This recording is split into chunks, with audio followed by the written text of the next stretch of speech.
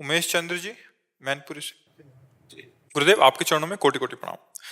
महाराज जी, आपके श्रीमुख से सुना है कि महारानी जी के नाम जप से सब कुछ करने में सामर्थ है ये नाम। महाराज जी, मेरे निज प्रिय को कोई रोग को ठीक करने के लिए महारानी का कितना नाम जप का अनुष्ठान करूं? उसे हमें लगता है रोग ठीक करने की बात ना करो और बुद्धि ठीक करने की बात कर दो। अगर बुद्धि ठीक हो तो रोग होते हुए भी आनंदित रहेंगे, अगर बुद्धि ठीक नहीं तो रोग नहीं है फिर भी परेशान है। नहीं परेशान, काम क्रोध लोभ मोह मद मत्सर सब परेशान किए। तो हमें लगता है भजन का प्रयोग सही जगह करो कि हे भगवान इनकी बुद्धि शुद्ध हो जाए, रोग होते हुए कष्ट सहने की सामर्थ्य आ जाए, तो वो पाप का जो कर्म था रोग वो नष्ट हो जाएगा, बुद्धि शुद्ध हो गई, भजन करेंगे भगवान को प्राप्त हो जाएंगे। अगर शरीर ठीक भी हो जाए तो मरना तो है ही यार, एक दिन तो मरना ही है, एक बार तो मरना ही, तो इसे ठीक करवा के क्या करें? उचित दवाई ले रहे हैं, भगवान का नाम जप कर रहे हैं, और शरीर जब छूटे तो भगवान को प्राप्त हो गए। सही बात यह है। अब कितने पाप का फल उस जीवन में प्रकट हुआ है, किस रूप में, वो तो समझ में आएगा नहीं, क्योंकि वो तो भगवान ही जानते हैं कि कितना पाप लंबा है। और उसके लिए उतना हम भजन करें और उसको दें और वो ठीक हो, कुछ दिन बाद मर जाए तो हमारा सब बेकार हो गया। तो हम भजन करें, उसकी बुद्धि शुद्ध हो जाए, वो भगवान को प्राप्त हो, सदा सदा के लिए भवरोग रहित हो जाए। हम उसके सांसारिक रोग को सहने की सामर्थ्य मांगे कि हमारे प्रियजन को इतनी सामर्थ्य दो कि रोग का कष्ट सह जाए और आपका नाम जप करके आपको प्राप्त हो जाए। मुझे ये उत्तम लगता है, ऐसा विचार मांगना चाहिए। जो कल नष्ट ही हो जाने वाला है उसके लिए भजन का प्रयोग हम क्यों करें?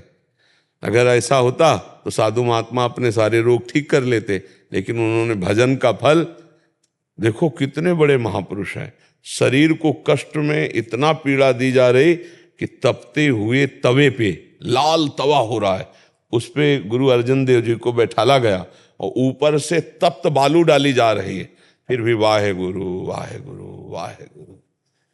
वो इसका प्रयोग इसके लिए नहीं कह रहे कि ये तप्त बालू डालने वाले नष्ट हो जाए, नहीं नहीं, वो वाहे गुरु वाहे गुरु। उनसे आकर के किसी फकीर ने कहा, जो उनके प्रिय मित्र थे, वो बहुत बलशाली थे, शक्तिवान थे, उन्होंने कहा मैं अपने शक्तियों से इनको, उनका नहीं नहीं, गुरु का किया हुआ, वाहे गुरु का किया हुआ विधान बहुत मीठा लगता है, बहुत मधुर है, नहीं नहीं, किसी को कष्ट नहीं दे। ये भगवान नाम जो जप है वो भगवान की प्रसन्नता के लिए करना चाहिए, भगवान की प्राप्ति के लिए करना चाहिए। जो दुख सुख आए उसे सह लेना चाहिए। समझ नहीं पाते, ब्रह्मास्त्र का प्रयोग मच्छर मारने के लिए काहे को करें? ब्रह्मास्त्र का प्रयोग है भगवान के भजन को रोग नष्ट के लिए करे, तो फायदा क्या? भवरोग तो बने हुआ है, जन्म मरण तो बने हुआ है, इसलिए हम भगवान का भजन करें भगवान की प्राप्ति के लिए। वाहे गुरु का भजन करें, वाहे गुरु के पास पहुंच जाएं, जहाँ हमारे सब महापुरुष विराजमान वहीं वाहे गुरु के पास पहुंच जाएं, अर्थात भगवत स्वरूप हमारा हो जाए, हम आवागमन से मुक्त हो जाएं, यही खास बात है। गुरजोत जी और निधि जी देहरादून से। राधे राधे महाराज जी। सही प्यारे मेल जिन मिलिया तेरा नाम चित आवे। धन धन गुरु अर्जन देव जी के शहीदी दिवस को जो 10 जून को है, याद करते हुए और आपके बताए अमृत नाम को दृढ़ करते हुए शहीदों के चरणों में कोटि कोटि नमन। महाराज जी, जब मैं बैठकर आंख बंद करके बोलकर वाहिगुरु नाम सिमरन करता हूं तब मेरा मन भ्रमण पर निकल जाता है, मगर वो कभी हरमंदर साहिब जी चला जाता है, कभी आपके चरणों के पास आ जाता है। महाराज जी, अपने आपके बताए हुए मार्ग पर जैसा आप कहते हैं कि मन को एकाग्र करके रखना चाहिए, आपने आज्ञा चक्र, ये हमारे एकाग्रता के अंतर्गत ही है। अगर हमारा मन संतों के चरणों में जाता है, गुरुजनों के चरणों में जाता है, और जहाँ संत जन, जहाँ भगवत स्वरूप गुरुजनों ने साधन भजन किया या उनके स्थापित स्थान है, ये एक ही बात है, इसमें कोई अंतर नहीं। हमारा मन गलत न जाने पावे, संसार की गलत चिंतन में यदि जाए तो हमें वहाँ से हटा के वाहे गुरु में लगाना है। बार बार हम जब मन को हटा कर लगाएंगे तो उसका स्वभाव है, जहाँ हम बार बार लगाते हैं वहाँ वो लग जाता है। ये तो हमें बहुत खुशी हुई सुन के कि कौन सी 10 तारीख को है? कल है। हाँ, भले बता दिया, हमारे को भी आनंद का अनुभव हुआ। इन महापुरुषों ने हमारे धर्म के लिए, हमारे ईश्वर की निष्ठा के लिए बहुत कष्ट सहा और अपने प्राणों को भी न्यौछावर कर दिया, हम सदैव ऋणी रहेंगे, इन महापुरुषों के चरणों के सदैव ऋणी रहेंगे कि इनकी निष्ठा, इनका धर्म, इनका बलिदान ये हमारे को शिक्षा देता है कि हम अपने धर्म के प्रति कितना समर्पित होना चाहिए। यहाँ जरा सा कष्ट पड़ा तो हम प्रभु को छोड़ देते हैं, और उनको कहा जाता है छोड़ दो, नहीं तो अमुक अमुक कष्ट दिए जा रहे हैं आप लेकिन वो अपने धर्म को और ना अपनी ताकत का प्रयोग कर रहे हैं। भागवतिक सामर्थ्य ऐसी कि उनको भस्म कर सकते हैं, तख्त का तख्त नष्ट कर सकते हैं, लेकिन वो कहते तेरा किया मीठा लागे, नाम पदार्थ हरि नाम पदार्थ नानक मांगे, तेरा किया मीठा लागे। बलिहारी है ऐसे गुरु अर्जुन देव के चरणों की कि इतना भयानक कष्ट शरीर में दिया जा रहा है और मुस्कुराते हुए कह रहे तेरा किया मीठा लागे। हम सब उनके दास हैं और उन्हीं का आश्रय लेकर धर्म के मार्ग में आगे बढ़े। पर मन जो हमारा चलायमान, इसका स्वभाव है, ये जहाँ जहाँ जाए वहाँ से हटा करके अपने वाहे गुरु में लगाना, इसी से धीरे धीरे शांत हो जाएगा। और संतों के पास जाना, धर्म क्षेत्रों में जाना, गुरुजनों के स्थानों में जाना, ये तो पूज्य बात है, इसमें निषेध नहीं है, ये एकाग्रता ही मानी जाती है। ललित जी हरियाणा से। राधा वल्लभ श्री हरिवंश। महाराज जी, जैसा कि कहा जाता है धरती पर आने के लिए देवता भी तरसते हैं। अगर ये मृत्यु लोक इतना ही अच्छा है तो देवताओं को प्रिय है, तो यहाँ से मुक्त होना क्यों जरूरी है? मुक्त होना इसलिए जरूरी, देवता यहाँ इसलिए आना चाहते हैं, वो यहाँ से कमा के ऊपर बढ़ जाएंगे। यहाँ टिकना ठीक नहीं है, यहाँ कमाई करनी है। यहाँ टिकना ठीक नहीं, यहाँ भोगों को भोग करके राजी होना ठीक नहीं है। फिर तिनते खरसूकर स्वान भले, जो यहाँ आकर के भजन ना करके, उन्नति ना करके केवल भोगों में समय नष्ट कर दे, उनसे सुअर कुत्ता अच्छे, ऐसा कहा जाता है। और ऐसे मनुष्य देव को कहा गया बड़े भाग मानुष तन पावा, सुर दुर्लभ सदग्रंथन गावा। किस लिए? साधन धाम मोक्ष कर द्वारा, पाई न जे परलोक सम्हारा। सो परत्र दुख पावई, सिर धुनि धुनि पछताए। काल ही कर्मई ईश्वरई, मिथ्या दोष लगाए। ये बहुत बढ़िया अवसर मिला है कि हम जितेंद्री बने, हम धर्मयुक्त बने, हम परोपकारी बने और खूब नाम जप करके देवताओं से भी आगे निकल जाएं। देवताओं के पास जितनी पूंजी खाली होने के बाद फिर उनको दुर्गति होगी, लेकिन मनुष्य जन्म में इतनी महान पूंजी कमा लो कि आप भगवान के धाम को चले जाओ, आप भगवान के नित्य समीप भगवत स्वरूप बनकर रह लो। इसलिए दुर्लभ, यहाँ रहना सौभाग्य नहीं है, यहाँ आकर कमाई करना सौभाग्य है। यहाँ कमाओ क्या? नाम जप कर सकते हो, भगवान की आराधना करो। अगर ये नहीं कमा सकते हो तो फिर पाप कमाओगे, पाप कमाओगे तो दुर्गति होगी।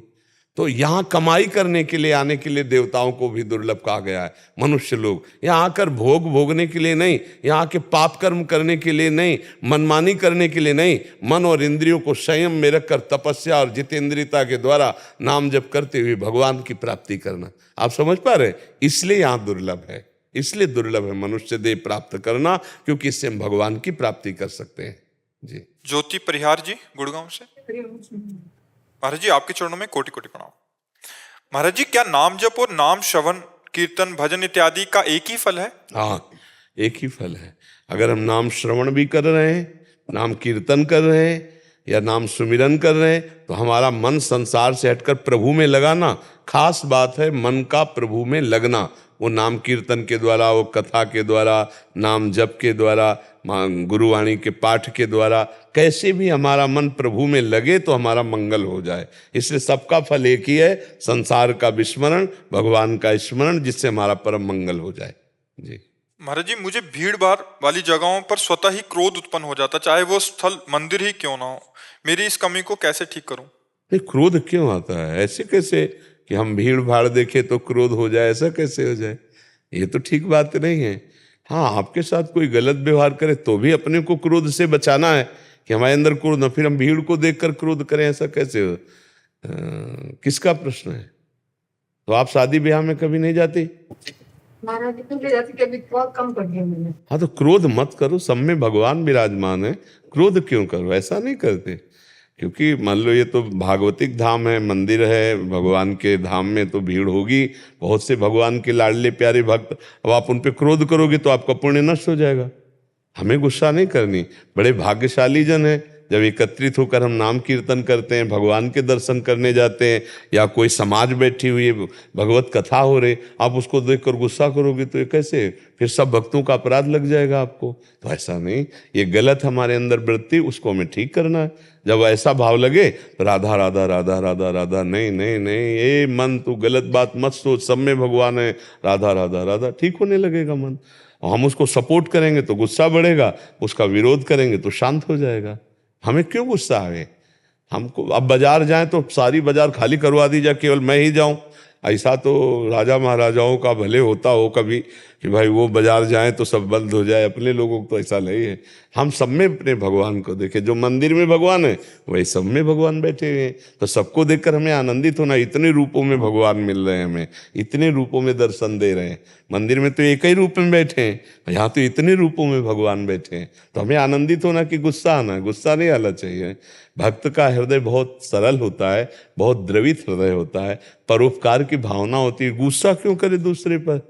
क्या उनका अधिकार नहीं मंदिर जाना? क्या उनका अधिकार नहीं सामूहिक रूप कीर्तन कथा में बैठने का?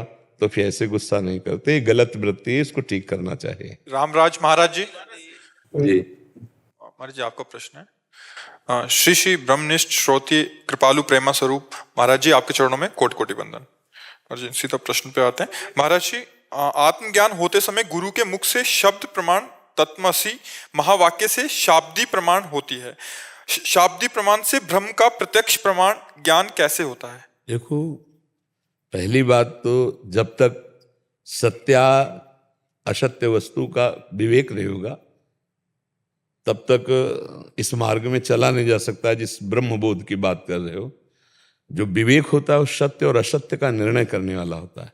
लोक और परलोक के समस्त भोगों से वैराग्य और शम, इंद्रिय का अपने गोलकों पे स्थित रखना, दम, मन को अपने लक्ष्य पे रखना, उपरति, त्याग और वैराग्य से भी श्रेष्ठ भोगों की किंचन मात्र सत्ता ही नहीं, उसे उपरति कहते हैं। शम, दम, उपरति, तितिक्षा, महान सहनशील, श्रद्धा, शास्त्र और गुरु वाक्यों पर श्रद्धा और समाधान, चित्त का लक्ष्य में स्थित हो जाना और मुमुक्षता, इन चार और षट संपत्ति के बिना ज्ञान मार्ग में तो कदम ही नहीं रखना चाहिए।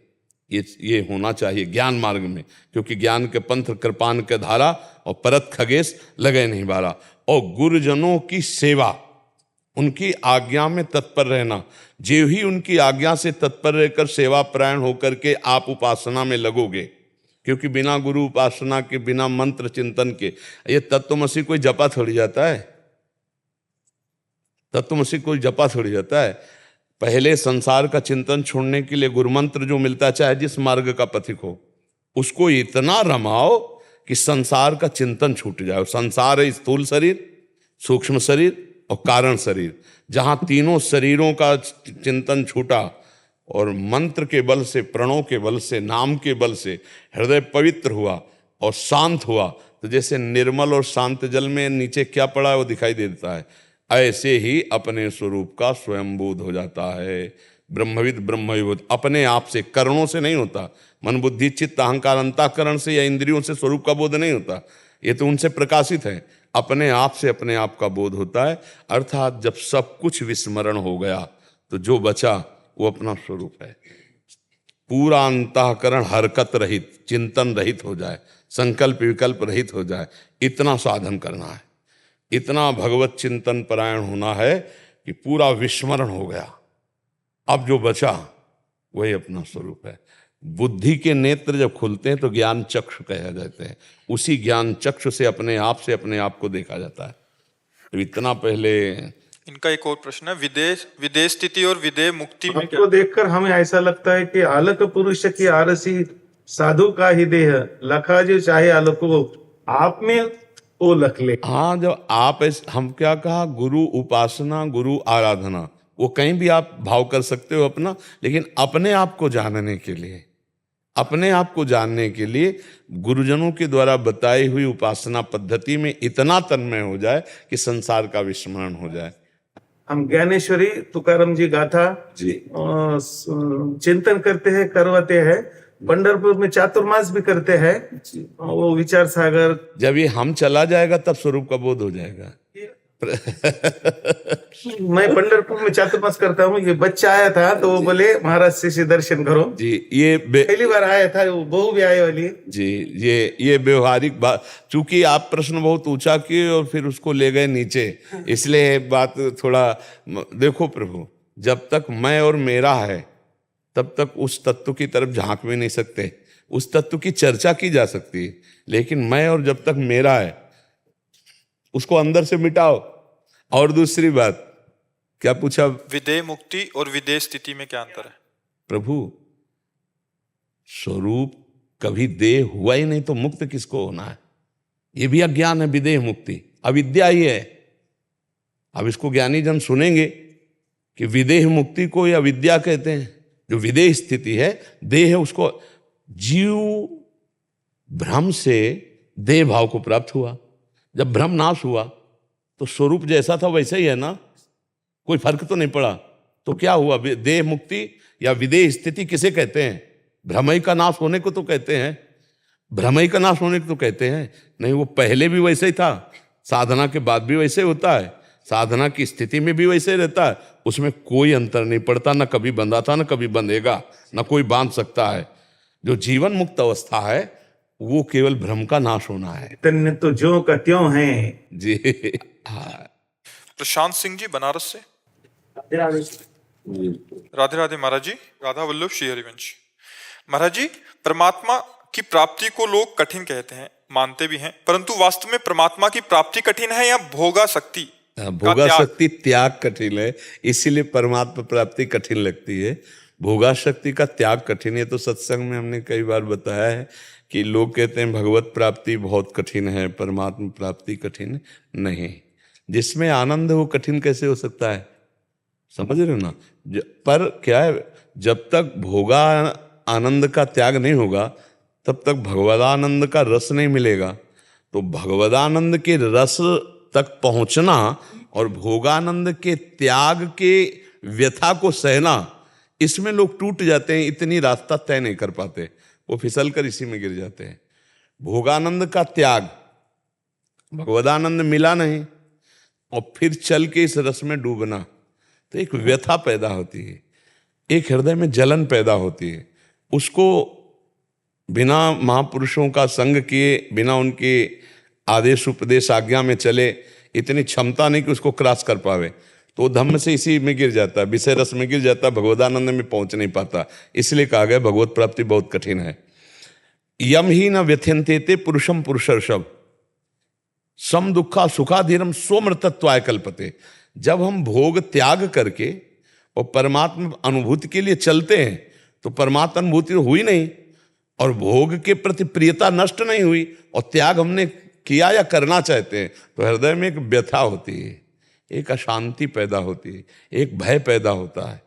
उसी को समझ कर जाए कि ये केवल बनावटी भय है, इसमें दम नहीं है, और आगे बढ़ जाए तो आगे इतना शीतल महान सागर आनंद का है कि जैसे प्यासा आदमी बढ़िया शीतल गंगा जल की धारा पा करके आनंदित हो जाता है, फिर छोटे मोटे गड्ढों की याद नहीं आती, ऐसे परमानंद स्वरूप भगवान की अनुभूति। फिर ये ब्रह्मादिक के भोग सब विषम लागतता है। तो इसीलिए भैया वो कठिन लगती है कि ये इतनी यात्रा बिना साधु समागम के नहीं की जा सकती।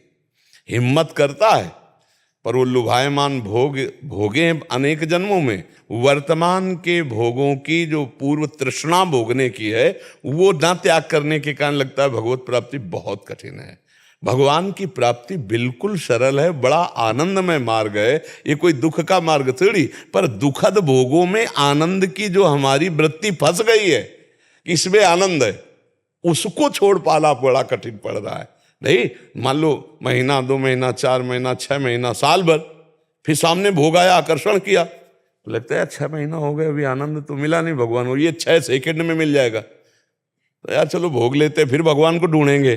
और जहाँ भोग में गिरा तो ऐसे दलदल में फंस जाता है कि फिर वो भगवान को खोजना है ये बात भी भूल जाता है और उसका समय नष्ट होने लगता है। तब उससे पूछो तो कहता है ओहो भगवत प्राप्ति बहुत कठिन है, क्योंकि भोगों को छोड़ नहीं सकता।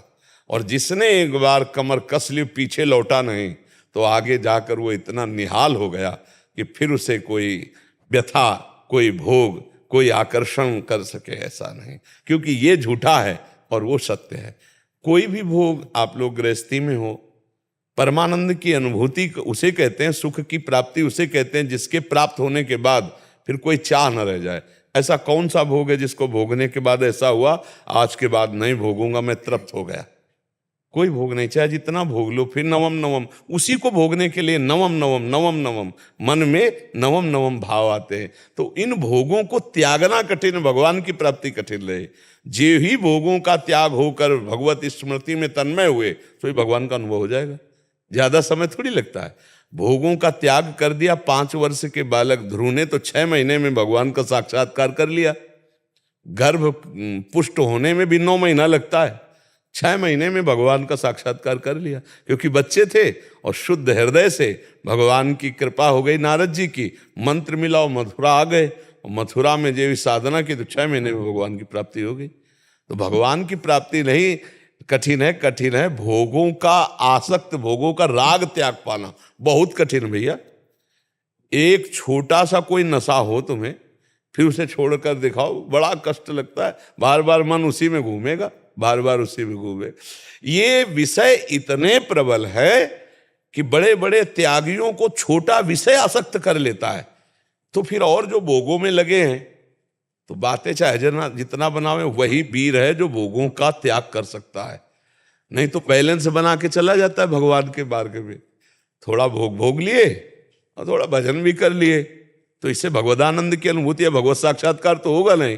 और चल बोले हम 50 साल से भजन कर रहे हैं, लेकिन अनुभव बिल्कुल नहीं, क्योंकि बिना भोगानंद त्यागे भगवदानंद का अनुभव नहीं होता। ये भगवान के वचन है कि जो भोगैश्वर्य प्रसक्ता नाम तयापहृत चेतसाम व्यवसायत्मिका बुद्धि समाधो न विधीयते। जिसका चित्त भोगों ने अपहरित कर लिया है, ऐश्वर्य ने अपहरित कर लिया है, उसकी बुद्धि कभी ये निश्चय नहीं करती मुझे भगवत प्राप्ति करनी है, कभी निश्चय नहीं कर सकती। तो जब निश्चय नहीं तो भगवत प्राप्ति कैसे होगा? तो कठिन है भोगा शक्ति त्याग, ना कि भगवत प्राप्ति। जी प्रभु, इस मार्ग में चलने पर फिर जो हमें नए नए भोग मिलने चालू हो जाते हैं, हाँ, या सुख संपत्ति भी मिलने, तो हमें त्यागना है ना। जैसे हमको 1 करोड़ रुपया का लक्ष्य बनाया, तो हमें कोई 10 रुपया दे तो हमें संतोष होगा क्या? एक उदाहरण दे रहे हैं, हमारा लक्ष्य सर्वलोक महेश्वर भगवान। हम छोटे मोटे भोगों को क्यों भोगें? क्योंकि अगर इनको भोगेंगे तो वहां की प्राप्ति रुक जाएगी। एक दृष्टांत में एक राजा ने अपने लिए एक स्थान चयन किया और पूरी प्रजा को कहा कि पूरी बाजार को क्रॉस करके मेरे से अगर शाम तक मिल गया तो मैं उसे अपने बराबर राज्य सुख दूंगा। लेकिन बाजार में हर चीज फ्री, हर भोग फ्री। अब जो निकले और बढ़िया, कोई गरम गरम जलेबी तो कोई रसगुल्ला, तो कहीं नाच हो रहा, तो कहीं गाना, तो कहीं हर चीज फ्री। तो जिसके मन में आया वो सब खाने पीने, और बोले शाम तक पहुंचना है, शाम के तो पहुंच, और एक से एक भोग और सब फ्री। तो उसी के भोगने में मगन हो गए। एक आदमी चला तो उसके साथ भी वही सब, आइए खाइए पिए सब वो। तो उसने कहा नहीं, मेरा खाना पीना लक्ष्य नहीं, मेरा लक्ष्य सिर्फ राजा से मिलना। और नजर झुकाई, पूरी बाजार क्रॉस की, राजा से जाके हाथ मिला लिया। तो राजा ने अपने बराबर सुख दिया, उसे सायुज्य मोक्ष कहते हैं। उदाहरण दे रहे हैं कि भगवान ने कहा कि मनुष्य जन्म दिया और जीवन की शाम होते होते हमसे मिला लो हाथ, तो तुम्हें हम अपना पद दे देंगे। सारूप्य मोक्ष, सायुज्य मोक्ष, सारिष्ट मोक्ष, सामीप्य मोक्ष भगवान ने। अब जीव चला तो बचपन से भगवान के लिए गर्भ से वादा करके आया, यहाँ आया तो बढ़िया दुल्हन मिल गई, बढ़िया दूल्हा मिल गया, लड़का बच्चा खान पाल, और पूरी जीवन की शाम हो गई। उसको ये याद ही नहीं आया कि मुझे भगवान से मिलना है। कोई बिरला जिसका लक्ष्य बन गया कि मेरे मनुष्य जीवन का लक्ष्य केवल भगवत प्राप्ति, वो भोगों में नहीं फंसा। गृहस्थ होते हुए, भोग भोगते हुए भी अपने लक्ष्य को नहीं भूला कि मुझे राजा के पास पहुंचना है, मुझे भगवान की प्राप्ति कर ली। इसीलिए कोई बिरला नहीं तो पूरी शाम जीवन की इसी भोगों में हो जाती है, और ये भूल जाता है मुझे भगवान की प्राप्ति के लिए मानवदेह मिला। वो यही समझता लड़का बच्चा पत्नी परिवार यही हमारे भगवान हैं। बस इतने में अपना चिंतन हो, इतने में भोग सामग्री, इतने में मगन और शरीर छूट जाता है, लक्ष्य के जो बनाया था वो बन नहीं पाया, तो फिर पुनरपि जननम पुनरपि मरणम, और परिवार साथ रहेगा नहीं, जाना तो अकेला पड़ेगा, तो भ्रम ही तो हो गया। तो इस भ्रम का निवारण जो कर ले वही भगवत प्राप्त हो जाता है। यही कठिन है, यही कठिन। इसीलिए सत्संग जब मिले, साधु संग मिले, तो जान ले भगवान मिलना चाहते हैं, इसीलिए मुझे सत्संग मिला है। जो प्रभु अनुग्रह किया है तो इसका मतलब वो मिलना चाहते हैं, क्योंकि बिन हरि कृपा मिले नहीं संता। तो अब कमर कस लो, बाजार में मत फंसना, तो आगे भगवान बैठे हैं, मिल जाओगे। संसार बाजार है, रमैया की दुल्हन लूटे बाजार कबीरदास जी कह रहे, रमैया की दुल्हन लूटे बाजार। ये बाजार रमैया की दुल्हन का है, माया का, खुला लूट रही है। हर श्वास व्यर्थ चली जा रही जो भजन नहीं कर रहे, पूरा जीवन नष्ट हो गया। अब मन पछताई है, और सर जब मरने का समय आया तो दुनिया में लाखों का मेला जुड़ा, हंसा जब जब उड़ा तो अकेला उड़ा। अब अकेला, अब कोई उसका साथी नहीं, अब शरीर छूट गया, अब भजन होगा नहीं, अब जाओ नरक भोगो, फिर अन्य योनियों में। अब पता नहीं किस युग में हमें मानव शरीर मिलेगा। इसलिए भैया भगवत प्राप्ति बहुत जरूरी है, करना ही है। इसलिए नाम जप करो, अच्छे आचरण करो, दूसरों की सेवा करो, और उसका फल मांगो, भगवान की भक्ति, भगवान से प्रेम। सुरेंद्र कुमार तिवारी जी, मध्य प्रदेश। महाराज गुरुदेव आपके चरणों में कोटि कोटि प्रणाम। गुरुदेव, ये शरीर राधा कृष्ण मंदिर गांव के उसमें पुजारी है। महाराज जी, गांव में ब्राह्मण को प्रणाम करने का चलन रहता है। जो भी लोग मंदिर में आते हैं वे सभी दंडवत प्रणाम करते हैं, चरण छूते हैं, बोलते हैं गुरुजी हमें आशीर्वाद दो। भगवान, ऐसे में मन बहुत व्यथित होता है, मुझे अंदर ही अंदर जलन होती है कि मैं सम्मान से जितना दूर भागना चाहता हूँ उतना ही नहीं नहीं आगे नहीं, आता हूं। ऐसा नहीं। जब आपको कोई प्रणाम कर रहा है तो आप उसमें भगवान को देखो, और बस ऐसे करो। महाराज जी ऐसे करते हैं तो बोलते हैं कि महाराज जी हमें पाप में क्यों डाल रहे हो। हाँ तो हाँ, नहीं नहीं नहीं, तो ऐसे किसी तो देखो, ना बोलो अपन तो बोलते हैं कि बामन बोल नहीं रहा, मंदिर का खा खा कर रहा है। समाज देखो, हमारे प्रभु जिसमें प्रसन्न रहे तुम वैसे करो। अगर ऐसे कर ले से तो ऐसे कर दिया करो। अब हम तो इतने लोगों के बीच में ऐसे ही आते हैं, प्राण प्यारे जन, तो सबसे ऐसे ही करते आते हैं। तो अपना स्वभाव बना लो ऐसे, वो कुछ भी कहे, लेकिन प्रणाम नमस्कार स्वीकार करने से हमारा पतन हो जाएगा। वो अंदर जलन होती है हमारे। हाँ, होना चाहिए जलन, हाँ होना चाहिए। आप बड़े भाग्यशाली हो कि आपको जलन होती नहीं, तो अच्छा लगता है प्रणाम नमस्कार ले, अच्छा लगता है, और इसी से पतन हो जाता है। सम्मानम कल्याति घोर गरलम नीचापमानम सुधा, श्री राधा मुरली धरो भज सके वृंदावन माध्य। तो आप राधा कृष्ण की उपासना करते हो, और जब आपको कोई प्रणाम करे तो अंदर से सोचो कि राधा कृष्ण यहाँ बैठे, उन्हीं को प्रणाम कर रहे हैं। और जैसे कोई आपसे कहे आशीर्वाद दो, तो बस राधा राधा राधा राधा राधा, वो कुछ भी बोले फिर मत सुनो, राधा राधा राधा राधा, ऐसे बस भगवान नाम उच्चारण करो, यही आशीर्वाद, यही सबका मंगल है। ठीक है, और बहुत अच्छे हो जो आपको सम्मान अच्छा नहीं लगता, नहीं प्यार सम्मान के लिए ही सारी कार्यक्रम होते हैं अंदर के, कि लोग हमको अच्छा माने, प्रणाम करें, सम्मान दें। सम्मान जो भोगने लगा उसका पतन हो जाता है। और खुद स्वयं नाम जप करो, और जो भी आवे दान पुण्य पहले ठाकुर जी के चरणों में चढ़ाओ, फिर कभी अमनिया भोग मत लेना, कभी स्वयं जेब में मत डालना, पहले उनके चरणों में चढ़ाओ, फिर वो प्रसादी हो जाएगा तो आपकी हानि नहीं होगी। ठीक है जी। मेरा ऐसा प्रश्न है, 3 महीने पहले आया था राधा कृष्ण प्राण प्रतिष्ठा करने के लिए, आपका आशीर्वाद और लालडू जी की कृपा से प्राण प्रतिष्ठा हुई है। लेकिन उस दिन से सारा जीवन का जो प्राण प्रतिष्ठा हुई, उस समय से क्या चूक हुई पता नहीं है। ऊपर का जो ध्वज होता है वो भी थोड़ा सा गिरने लगा तूफान में, और दुख आ रहा है, ये एक चूक है। और जीवन में 20 साल से प्रयास करता हूं कि कोई मेरे से गलती ना हो, कोई दुखी ना हो, और कोई मेरे से पाप ना हो, मेरे वाणी से ना हो, नेत्रों से ना हो। भक्त का ऐसा ही लगता है। और उसमें हर 5 साल में छोटी सी कोई ना कोई गलती होती है, उसके लिए इतना दुखी होता हूं कि 2-2 दिन मंदिर कमरा बंद करके केवल रोते रहता हूँ बड़े बड़े आवाज में कि ये क्यों हो रहा है। तो इसके लिए जब भी दुख होता है आपका चेहरा याद करता हूँ, और जहाँ यहाँ आता हूँ कि कुछ प्रश्न पूछने के लिए, लेकिन आपका तेज देख के और आपका सब। वैसे दुखी होने की कोई जरूरत नहीं है। प्रारंभ में जब इनसे बात कर रहे थे तो एक शब्द कहा था, जब तक कर्ता भाव है तब तक जीवत्व है, देह भाव तभी दुखी और सुखी होना है। झंडा झुक नहीं, गिर जाए तो भी कोई फर्क नहीं पड़ता, हमारा झंडा कभी नहीं झुकता, कोई तूफान नहीं झुका सकता। और देखो प्रकृति जनित कपड़े का बना हुआ झंडा लगा ना, जब तूफान लगेगा तो हो सकता है शिखर भी टूट जाए, उस पर कोई फर्क नहीं पड़ता। देखो उत्तम भागवत इन बातों पर ध्यान नहीं देते। बचपन में शिव भक्त था, बचपन में बहुत, और उससे उग्रता आती है, कभी भी गुस्सा नहीं, गुस्सा तो हमको भी आता है, हम सत्संग में दाड़ तो रहे थे, गुस्सा तो आता है, लेकिन गुस्सा तब आएगा जब धर्म युक्त होगा। हम धर्म विरुद्ध गुस्सा नहीं, हम कह रहे हैं कि हमें आप गाली दो खड़े ऐसे सामने, हम सह लेंगे, लेकिन हमारे धर्म के प्रति, हमारे राष्ट्र के प्रति, हमारे समाज के प्रति अगर तुम विनाशकारी कोई भी शब्द बोलोगे तो हम छाती तान के तुम्हारे सामने खड़े हो जाएंगे। और राधे बोला तो मुझे गुस्सा आता है, राधा क्यों नहीं बोलते, ऐसा मुझे नहीं, ऐसा नहीं, तो राधे बोलो, श्यामा बोलो, कृष्णा बोलो, कृष्ण, हाँ वो ठीक है, हाँ हाँ ठीक है, पर राधे भी देख बन की बात, राधे देख बन की बात, राधे भी तो श्री जी का ही नाम है, उसमें गुस्सा नहीं। हम गुस्सा इस बात में होते जब धर्म विरुद्ध बात होती, जैसे वो किसी प्रवक्ता ने श्री जी के लिए ऐसा बोला तो फिर हमारे अंदर, हाँ तो हमें अंदर, फिर हमें तो कल दिखाया गया, हमको तो ऐसे देखते नहीं मोबाइल से हमको कि देखो ऐसा ऐसा, तो हमें लगा कि ये प्रवक्ता बन गए।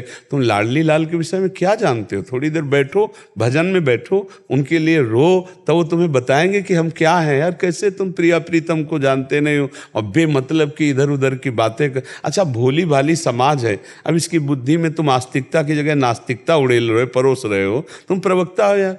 प्रवक्ता का मतलब होता है भूले हुए प्राणियों को भगवान के मार्ग में लगाना। खूब भगवान का मंगल में यश गाओ, खूब आनंदित हो, नाचो, रो, गाओ, ऐसे भक्ति का प्रचार प्रसार करो। भगवान तुम्हें अन्न धन समाज में प्रतिष्ठाएं सब दे रहे हैं, उनका यश गाओ। इसके लिए मंगल में भूरिदा जना कहा गया, जो भगवान की चर्चा करते हैं उनको क्या कहा गया? भूरिदा जना तव कथा अमृतम तप्त जीवितम कवि भीरीडितम कलमशापहन श्रवण मंगलम श्री मुदादता। जो ये भगवान की चर्चा करते हैं बड़े दानी हैं, बड़े पूज्य हैं, भगवान का मंगल में, पर ऐसे ऐसे निकृष्ट शब्दों, ऐसे ऐसे निकृष्ट शब्द प्रवक्ता लोग बोलते हैं कि ऐसा लगता है कि मतलब बिल्कुल ज्ञान नहीं, कभी गुरुजनों की सेवा नहीं, कभी संतों के चरणों में बैठे नहीं, इसलिए मनमानी माइक हो गया सामने, अब वो भगवान बैठ बन करके जो मन आवा सो बोलते हैं, चाहे श्री कृष्ण के प्रति, चाहे श्री जी के प्रति, चाहे धर्म के प्रति। वो समझते हैं हमारे समान कोई है नहीं। अच्छा समाज में ऐसा रह नहीं गया कि कोई किसी को डांट लगा दे या किसी को कोई भय हो, जो मनावे सो बोलो। हम देख रहे हैं ना, जो मनावे सो बोलो। अच्छा तो भाई तुम्हें जो मनावे सो बोलो, हमारे प्रभु के प्रति तो मत बोलो, प्रिया प्रीतम के प्रति मत। अगर राधा तत्व को तुम्हें जानना है तो आओ वृंदावन की रज का सेवन करो, रसिकों का संग करो, तब जानोगे, ऐसे प्रभु को जान जाओगे। प्रभु की बाह्य बातों को तो समझने की योग्यता है नहीं, फिर आंतरिक प्रेम रस को कैसे जाना जा सकता है? इसलिए आप दुखी मत होइए, संसार का स्वरूप बड़ा विचित्र है। एकांत में हम अपने प्रभु का इस जन्म में आराधन करके प्राप्त कर लें, आगे समय नहीं आएगा, बहुत ही क्रूर समय आने वाला है। हमें जैसे होता है ना कि आंधी आ रही पछियाओं की, पुरवैया की, ऐसे हमें समझ में आता है कि आगे जो समय आएगा बहुत, मतलब आप ये समझ लो धर्म का ह्रास होना ही होना है। कलिकाल ऐसा बढ़ता चला जाएगा कि वैसे ही लोगों की भगवान में आस्था नहीं है, संतों से और भगवान के जो कथावाचक हैं इन्हीं से तो आस्था जागृत होती है। अब यही जब अपने धर्म से भ्रष्ट हो जाएंगे तो फिर कैसे होगी? मान लो एक संत के 1 लाख अनुयायी हैं, अब उसकी एक गलती ने लाखों अनुयायियों की श्रद्धा का नाश कर दिया। अब उनका तो जो होगा सो होगा, उन लाखों के अंदर कब संतों के प्रति श्रद्धा होगी कि नहीं होगी, भगवान के प्रति होगी कि नहीं होगी? तो लाख मारे गए ना, माया ने मार गिराया, एक बाण में लाखों को मार गिराया।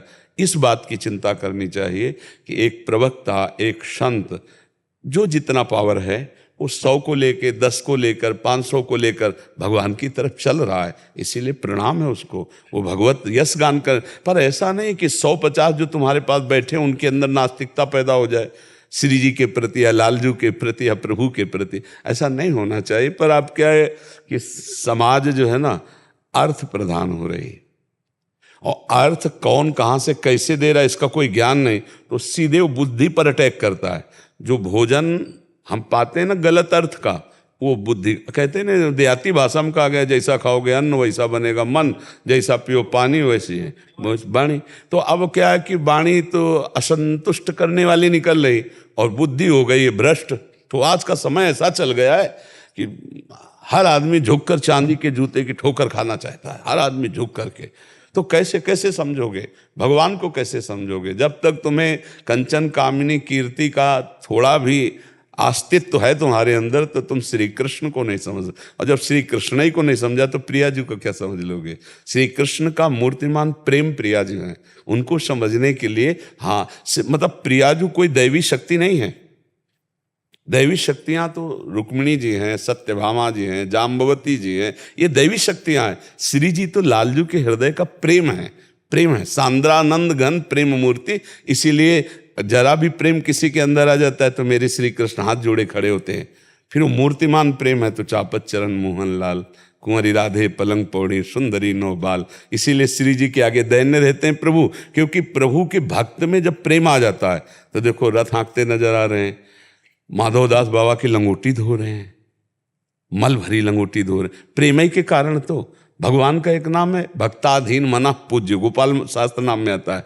प्रेमाधीन है भगवान, भक्ताधीन है, क्योंकि भक्त प्रेम विवश। और श्री जी तो मूर्तिमान प्रेम समुद्र का सार है।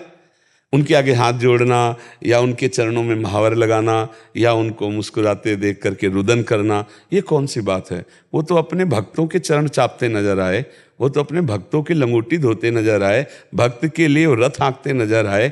तो श्री जी के लिए वो कोई बड़ी बात हो गई? श्री जी तो उनके हृदय का मूर्तिमान प्रेम है। राधा कृष्ण कहने को दो हैं, वो एक ही हैं। रसो या परमानंद एक ही द्विधा सदा, श्री राधा कृष्ण रूपाभ्याम तस्यै तस्मै नमो नमः। भगवान शंकर, सनकादि, ब्रह्मादि जिनकी चरण रखने की चौकी की वंदना करते हैं वो श्री कृष्ण है, और श्री कृष्ण जिनके चरणों में महावर लगाते हैं वो श्री जी हैं, वो राधा रानी है। बाहरी थोड़ी जान पाएंगे जी। सभी विश्व में आपके कारण, मैं कैलिफोर्निया में मेरे कुछ भक्त है, कनाडा में है, फिजी में है, तो वो मुझे बता देते हैं कि प्रेमानंद महाराज जी ने पूरे विश्व में श्री जी के प्रति सबको जगाया है।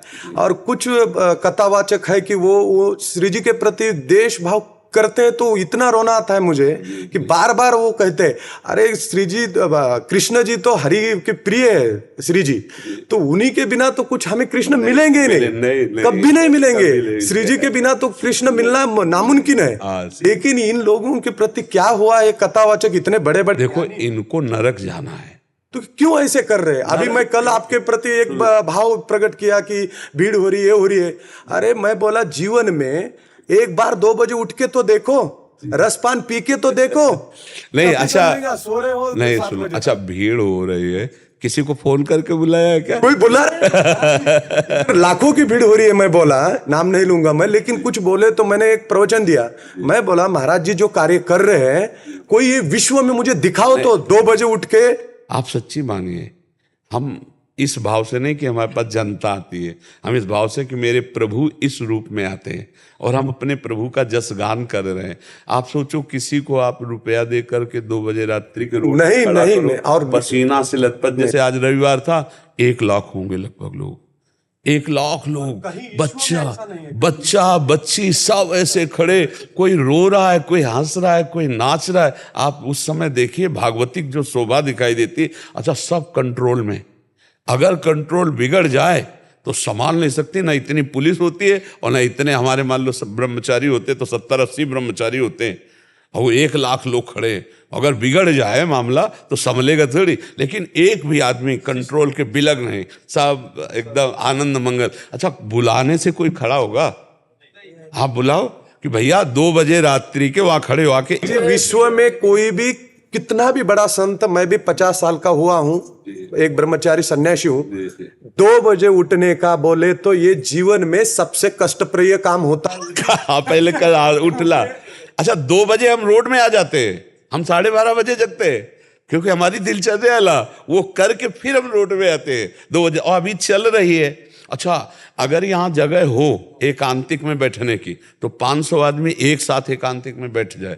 अब इतना इनको प्रेशर पड़ता है कि हाँ कि अब किसको हटाएं, कि अब छोटी जगह है, के ऊपर भी गुस्सा करते हैं लोग। उनको लगता है कि ऐसे क्योंकि बेहद हमारे साथ कर रहे। अरे नहीं बाबा, ये सब संभालना है। और महाराज जी का अच्छा इसमें देखो 1000 आदमी एकांतिक के लिए तैयार है, अब आप देखो 25-30 आदमी बैठे हो और 3 बैच, और हमारा क्या है, किडनी का शरीर रोगी है, अब बोलते बोलते प्यास लगती है, पानी निषेध है किडनी में, तो अब ये लोग कितने बैच रखें, हर बैच में 20-30-40 मिनट लग जाता है। अब यही अगर विशाल जगह हो और फिर इसके बाद चर्चा हो तो 500 आदमी एक में निपट जाए, तो लोगों को लगता है ये लोग चयन क्यों हमें नहीं कर रहे। नहीं, रखने की बात नहीं, स्वास्थ्य की समस्या और हमारे पास जगह की समस्या है।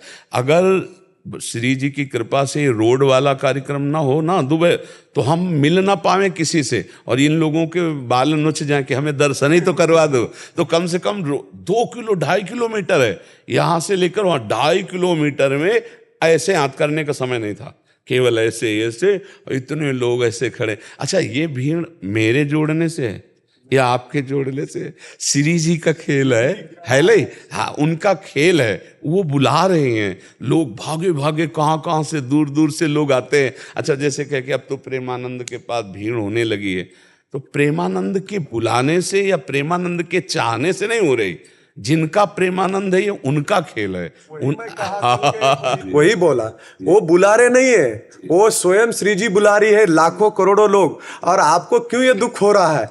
और 2 बजे उठो तब समझ में आएगा। उनका शरीर देखो और कितने लोग आते हैं, कितने भाव से आते हैं और कितनी शिस्त है। वो महाराज जी जो भी कर रहे हैं ना, आज तक श्री जी का किसी ने नहीं किया है, इस सृष्टि भी किसी ने नहीं किया है, वो महाराज जी कर रहे हैं। हमारा सौभाग्य है। वो तो श्री जी करा रहे, श्री जी करा रहे, श्री जी का क्या। अच्छा, रोड में मतलब क्या है, ये देखो श्री धाम वृंदावन है, ये भागवतिक धाम है। अच्छा, दिल्ली कलकत्ता तो है नहीं। अच्छा, यहाँ जो आते हैं सब भक्त आते हैं, और जो भक्त आते हैं उनके 2 ही लक्ष्य होते हैं, या तो बिहारी जी के दर्शन और या किसी भक्त का दर्शन हो, सत्संग हो, कीर्तन हो, कथा हो, ऐसा। तो अब उसमें उनके लिए जो लाभ की भावना है, तो भगवान और श्री जी उनको लाभ देते हैं। अगर लाभ ना मिलता होता तो लोग काहे को आते, बुला ले। ठाकुर जी के दर्शन तो वहां हो जाते हैं, श्री जी के दर्शन यहाँ हो जाते हैं। श्री आपका तेज ऐसा है कि जब श्री जी का जन्म हुआ था नंद बाबा के घर में, तो किसी के नेत्र गए थे, किसी को देख नहीं पा रहे थे। महाराज जी, हृदय से ये बात कह रहा हूँ, आपका तेज देखता हूँ तो सारा दुख भूल जाता हूँ। और यहाँ से जाता हूँ तो 2-4 महीने जब भी कभी दुख आता है, कभी संकट आता है मंदिर में, तो केवल आपका चेहरा सामने आता है, तो बस भूल जाता हूँ कि हाँ, क्या देखता हूँ, आपका शरीर देखता हूँ और आपका 2 बजे का समय देखता हूँ। मैं 2 बजे उठता नहीं था पहले, लेकिन आपका जब देखा मैं सोशल मीडिया पे, मैं तो कृष्ण भक्त था पहले से, और पहले बचपन में शिव भक्त था, और जब से 2 बजे उठ रहा हूँ, जिसको जो उठता है उसी को पता है आनंद का। जो लोगों को क्या आनंद का पता होता है? जो बोलने वाले बोलते रहते हैं कि इतनी भीड़ लग रही है, ये हो रहा है, वो हो रहा है। जब आप देखो, करो, तब उसका आनंद ले, तब समझ में आएगा। अच्छा, लोगों को प्रसन्न तो किया ही नहीं जा सकता है किसी भी विधान से। देखो, जिस समय हम भिक्षा मांगते थे और अकेले रहते थे, कुछ लोग कहा करते थे कि तुम्हारे जीवन का उद्देश्य क्या है? तो हमने कहा, श्री जी, तो क्या जीवन, किसी समाज के काम तो आते नहीं, पशु की तरह मांग लेते हो, खा लेते हो, पड़े रहते हो, किसी काम में तो समाज के आते नहीं। एक समय वो था। अब समझो ये जब समय आया तो अब आया भीड़ इकट्ठी कर रहे हैं। अब दोनों में कैसे चला जाए? हम उदाहरण देते हैं कि एक घोड़े लिया हुआ बाप बेटा जा रहे थे, तो बेटे ने पिता से कहा, आप बैठ जाओ, मैं पैदल चल लेता हूँ। तो कुछ लोग मिले तो उन्होंने कहा, यार बुढ़े को शर्म नहीं आती, लड़का पैदल चल रहा है और वो घोड़े पे बैठा है। तो बुढ़ा उतर गया, लड़का। कुछ लोग मिले, बोले जवान होकर शर्म नहीं आती, बुढ़े को पैदल चला रहा है, तो ऊपर चढ़ा हुआ है। बोले आओ पिताजी आप भी बैठो। बोले हराम का घोड़ा मिला हुआ होगा, दोनों चढ़े हो। दोनों उतर गए। तो लोग कहते हैं कितने बेवकूफ है, घोड़ा खाली जा रहा है, ये पैदल। तो घोड़े वाला सोचा कि करूं क्या, अब आप बताओ घोड़े वाला करे क्या? तो ऐसे ही ये समाज है। अगर एकांत भिक्षावृत्ति से जी रहा है तो समाज लायक ले, और जब समाज की सेवा शुरू तो बोले भीड़ इकट्ठी कर रहा है। तो संसार का है। चैतन्य महाप्रभु ने 500 साल पहले हरिनाम कीर्तन संकीर्तन की महिमा सारी दुनिया में, विश्व में प्रकट की, और आज आप उसी हरिनाम की कीर्तन की जप की और राधा रानी की जो महिमा है आप पूरे विश्व में लेके जा। ये बस लाडली जी का खेल है, लाडली जी का खेल। अच्छा सुनो, अपने घर बैठे हम कहीं जाते तो है नहीं, बस इतना ही आना है और सबको लाभ मिल रहा है। ये हमारी प्रियाजू की कृपा है, हमारे श्री कृष्ण की कृपा से हो रहा है। हमारा बस कोई नहीं है, हमारे बस से, हमारी चाह से नहीं हो रहा है। सच्ची मानिए, मेरी चाह भीड़ नहीं है, मेरी चाह लोग नहीं है, मेरी चाह है भगवान एकमात्र। अब वो क्या करवाना चाहते हो? किसी को निमित्त बना, अर्जुन को निमित्त बनाकर गीता उपदेश दिया सबका मंगल करने के लिए। ऐसे निमित्त बनाकर भगवान क्या बुलवा रहे हैं, क्या करवा रहे हैं, ये उनका खेल है, हमारे बस का कुछ नहीं है। हम तो मरे हुए हैं, हमारी तो शरीर की किडनी फेल है। और वैसे हम कोई पढ़े लिखे आदमी थोड़ी, भैया व्याकरणाचार्य या अमुक शास्त्री या अमुक कुछ नहीं, गाँव के कक्षा 9 से पढ़े हुए हैं। हाँ ये जरूर है, कढ़े बहुत है, बचपन से बड़े बड़े महापुरुषों का, सिद्ध पुरुषों का संग मिला है, तो उसी का जो आप कुछ लाभ देख रहे हैं ना, वो श्री जी का और संतों का प्रताप है। सब संत भगवान की कृपा से ये कार्य चल रहा है और सबका मंगल करेंगे प्रभु। जितने के कानों में शब्द पड़ रहे हैं उनका परिवर्तन होगा। ऐसा नहीं कि व्यर्थ प्रवचन चला जाए। अगर एक बार सत्संग सुन लेगा तो चाहे थोड़ा परिवर्तन पड़े, पर पड़ेगा जरूर। और पड़ता ना होता तो हमें लगता है जितनी भीड़ लगती है इसमें 90% केवल जवान होते हैं। राधा जब ऐसे बोलते लो, जैसे कोई नेता आवे तो नहीं बोलते, ऐसे श्री जी के लिए बोलते राधा राधा, तो हम खड़े हो जाते हैं, हमारी छाती फूल जाती है कि वही बच्चे नौजवान है जो क्लब में जाते हैं, ये वही बच्चे हैं जो नशा पीने वाले हैं और ये रोड में खड़े हो गए राधा राधा, ऐसे ऐसे चिल्लाने लगे सब नौजवान, हमारा हृदय फूल जाता है कि राधा राधा भैया, राधा राधा, जीवन का लाभ यही राधा राधा। कि जो मेरा प्रश्न था कि हर 5 साल में 2 साल के बाद मेरे से जो गलती हो रही है, इसका मुझे कुछ बिना प्रश्न क्यों रास्ता दिखाई दे देगा, चले जाओ आप। और आपको अगर विश्वास है, बिल्कुल बिना उत्तर दिए इसका अपने आप निराकरण हो जाएगा, आप निश्चिंत रहिए, ठीक है। फिर उसके लिए मैं विश्वर परम श्री कृष्ण सच्चिदानंद विग्रह अनादिरादि गोविंद सर्व कारणा कारणम ये यहाँ लेता हूँ कि जो मेरे से मुंह से गलती हुई है, कोई दुखी हुआ है या कोई नेत्र से थोड़ा मेरे से पाप हुआ है, तो इसका समझ लेता हूँ कि क्यों, तो लालडी जी को शपथ लेता हूँ जब भी मेरी थोड़ी गलती हो जाती है तो उनके पास जाता हूँ रात के समय। और जो प्राण प्रतिष्ठा हुई है 108 मंदिर बनवाना है, आपके आशीर्वाद से यार लालडी जी की कृपा हो रही है यार, हो रही है। और बस यही चाहता हूँ। एक चीज और आप रख लो, इस पूरे को सिस्टम को दे दो ना श्री कृष्ण को, पूरे सिस्टम को, तन मन वचन सब। अब इससे किसी का भला हो तो श्री कृष्ण जाने, और अगर कठोर भी निकल रहा है तो ये श्री कृष्ण की जबान है, वो क्यों निकलवा रहे हैं उनसे पूछो जाके। पूरा नामे कर दो, अपना कुछ मत रखो। तनु वांग मनोभीर अमलई सोहम तवि वाश्रिता, शरीर वाणी मन और स्वयं में आपका शरणागत हूं, अर्थात आपके नाम कर दिया। अब छोड़ो ये झंझट की मेरे से गलती हुई जी ये उनकी प्रियता है। कभी कभी हमारी जिंदगी में वो समय आता है जब हमें कुछ दिखाई नहीं देता, ये सभी रास्ते बंद हो चुके होते हैं कि हमें जिंदगी में जाना कहाँ है, दिल और दिमाग आंसर नहीं दे रहा होता है और आदमी वहीं की वहीं स्टॉप रुक जाता है। तो इस चीज में हमें क्या करना चाहिए? उस समय किसी आध्यात्मिक गुरु से मिलना चाहिए, वो ऐसा प्रकाश डालेगा कि आपका दिल और दिमाग दोनों सही रास्ते पे चल पड़ेंगे। क्योंकि दिल और दिमाग जब अंधकार से युक्त हो जाता है तब ज्ञान का दीपक ही बच्चा काम करता है। और कोई संसारिक मित्र से मत मिलना, उस समय किसी आध्यात्मिक संत से मिलना जो वास्तविक भगवान के मार्ग का पथिक हो। 1 मिनट में दिल और दिमाग दोनों का रास्ता फिट हो जाएगा। आपको जब संकट पड़े, जब समस्या पड़े तो सत्संग जरूर सुन लेना। और अगर आप राधा राधा जपोगे बच्चा, तो आज से लिख लो, दिल और दिमाग कभी ऐसी स्थिति में जाएगा ही नहीं कि जिस स्थिति की तुम बात कर रहे हो। केवल नाम जप करते रहना, नाम जप करो, गंदा बात न करना, गंदे दृश्य मत देखना, गंदा चेष्टा मत करना। तुम अच्छे बच्चे हो तो आप फिर देख लेना दिल और दिमाग कहाँ स्थित होता है। पर नाम जप करते रहना, नाम छोड़ दो बच्चा तो फिर संसार में डूबी जाओगे, चाहे जितने बुद्धिमान हो, फिर माया फंसा लेगी, फिर चिंता शोक भय अशांति है। अगर नाम जप करते रहोगे तो एक ऐसा प्रकाश होता रहेगा ज्ञान का, जहां आप कहीं रुकोगे नहीं, आगे से आगे रास्ता दिखाई देगा, अंधकार नहीं होगा।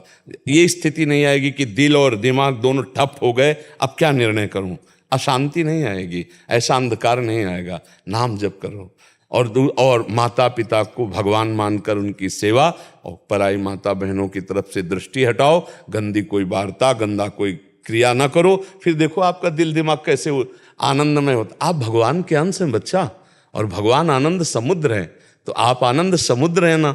आनंद समुद्र का बच्चा आनंद ही समुद्र होता है। हम भूल करके गलत आचरणों के कारण दुख में फंस गए, नहीं तो अद्भुत आनंद है बच्चा, अद्भुत आनंद, प्रभु में अद्भुत आनंद है। बस एक नियम बना लो, जैसे हमें रुपया कमाना है ऐसे हमें नाम जप करना है। नाम जप करते हुए मेहनत करो, नाम जप करते हुए व्यापार करो, नाम जप करते हुए नौकरी करो, देखो कैसा आनंद आता है। फिर दोबारा जब मिलना हमें बताना, आज से नाम जप करना शुरू करो, राधा राधा राधा। कोई पैसा थोड़ी लगता है। मत तिलक लगाओ, मत कंठी बांधो, मत माला लो, केवल बाहर से संसारी बने रहो, अंदर से राधा राधा जपो, देखो कैसा आनंद आता है। ठीक है, सत्संग सुनो, राधा नाम जप करो, गंदे आचरण मत करो, माता पिता के रोज चरण छुओ। छूते हो? डेली छूता हूँ। पक्का? पूछ लेते डेली छूता है, डेली छूता। हाँ, इनके आशीर्वाद से बच्चा ऐसी कभी स्थिति नहीं आएगी कि दिलो दिमाग काम न करे। माता पिता भगवान का स्वरूप होते हैं। कभी इनकी अपमान जनित कोई ऐसी बात मत करना, कभी अवहेलना मत करना। ठीक है, फिर आप आगे बढ़ना, देखना।